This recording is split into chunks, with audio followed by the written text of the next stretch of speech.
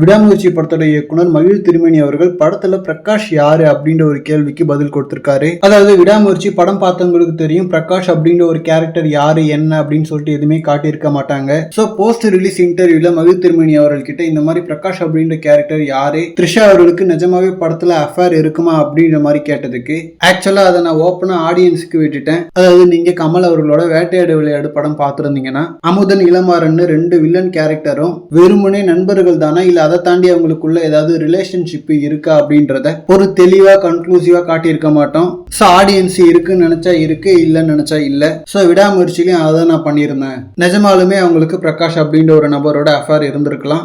அஜித் அவர்கள் டைவர்ஸ் கொடுக்கணுன்றதுக்காக அவங்களே அதை சும்மா சொல்லியிருக்கலாம். சோ அதை ஆடியன்ஸுக்கு நான் ஓப்பனா விட்டுட்டேன், நீங்களே டிசைட் பண்ணிக்கோங்க அப்படின்ற மாதிரி சொல்லியிருக்காரு. சோ பிரகாஷ் கேரக்டர் உண்மையாவும் இருக்கலாம் பொய்யாவும் இருக்கலாம்ன்ற மாதிரி தான் சொல்லியிருக்காரு. அண்ட் விடாமுயற்சி படம் பாக்ஸ் ஆபீஸ் வைஸா டீசென்டா போயிட்டு இருக்கு. முதல் 3 நாள்ல 100 கோடி அப்படின்ற அளவுக்கு தான் இதோட வசூல் நிலவரம் இருக்கு. ஜென்ரலா அது ஒரு நல்ல நம்பர்ஸ் தான். பட் அஜித் அவர்கள் மாதிரி ஒரு பெரிய ஆக்டர் படம்ன்றப்போ 3 நாள்ல 100 கோடின்றது ரொம்ப ரொம்ப கம்மி. பட் படத்தோட ஜான்ராவே ஒரு த்ரில்லர் ஜான்ரான்றதால பெருசா ஃபேமிலி ஆடியன்ஸ் எல்லாம் உள்ள வர மாட்டாங்க.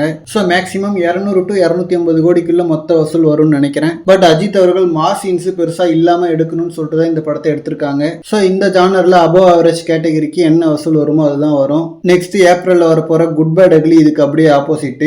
என்னோட கெஸ்ஸிங் கண்டென்ட்ல இந்த 2 படத்துல ஓரளவுக்கு நல்லா இருக்கிறது விடாமுயற்சியா தான் இருக்கும். பட் பாக்ஸ் ஆபீஸ்ல குட் பேட் அக்லிக்கு ஒரு நல்ல ஓப்பனிங் இருக்கும். ஏன்னா அது கம்ப்ளீட்டா ஃபேன் செலிப்ரேட் பண்ற மாதிரியான மாஸ் படம். அண்ட் கண்டென்ட்டால அது ஒன்றும் பெருசா இருக்காது. அதுவும் ஆதிக் ரவிச்சந்திரன் மார்க் ஆண்டனியை தவிர்த்து பண்ண மற்ற படங்கள் எல்லாமே குப்பை தான். மார்க் ஆண்டனில டைம் டிராவல கொஞ்சம் வைபா பண்ணி தப்பிச்சிட்டாரு. ஸோ குட் பேட் அக்லிலையும் அந்த மாதிரி ஏதாவது பண்ணா மிகப்பெரிய பிளாக் பஸ்டர் ஆகும். மற்றபடி நல்ல ஒரு கதையெல்லாம் ஆதிக் ரவிச்சந்திரன் கிட்ட எதிர்பார்க்க முடியாது. ஏன்னா புஷ்பா 1000 கோடிக்கு மேல வசூல் பண்ணிட்டதால அது நல்ல படம்னு சொல்ல முடியாது. பட் அந்த மாதிரி கமர்ஷியலா ஜெயிக்கிற படம் பண்றதும் கஷ்டம் தான். கேம் சேஞ்சர், இந்தியன் 2, கங்குவான்னு சொல்லிட்டு நிறைய இந்த மாதிரி படங்கள் ஃபிளாப் ஆச்சு. So good bad ugly Pushpa 2 மாதிரி வெற்றி படமா அமைதான்னு சொல்லிட்டு பார்க்கலாம். அண்ட் இந்த மாதிரி கோலிவுட் பத்தின ஹாட் அண்ட் அப்டேட்ஸ்க்கு நம்ம மணி மூவி பஸ் சேனலை சப்ஸ்கிரைப் பண்ணுங்க.